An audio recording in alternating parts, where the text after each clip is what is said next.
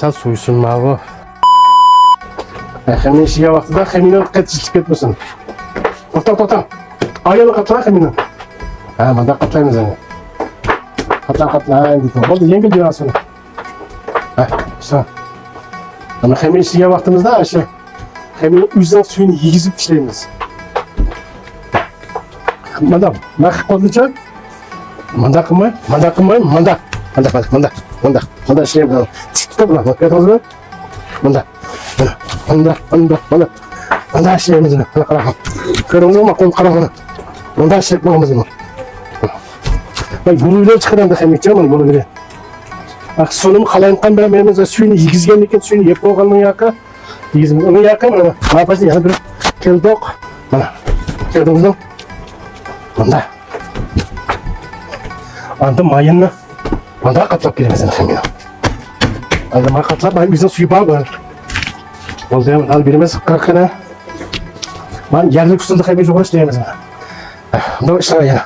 Yani unda hozir men bizning suyu bor, baxilingcha. Suyuni yegizamiz. İşte. Yengil ishlar. Ha, anda. Abilik işlemedir Maqirdan bir ishlar, mayakini to'xtab. Tamam, yermamizda ishlaydi. Mayanikini oldimizga tortib tashlaysiz. Shuna.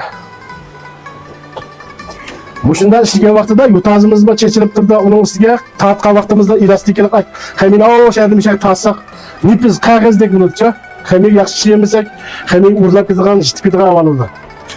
Har qanday shu tomoqlarimiz ulab qo'ysa, milliy shaba xamin deb bo'lgan, xamin qancha ishlasak, şu tabağa var yetip çıkdı. Yutazım şu. Elana. Ama yutazı hazır oppak çıktı mı bana? Süzike oppak. Ben kemik yaş işleyenler çıkıyor. Kemik tetpak mı yutazı?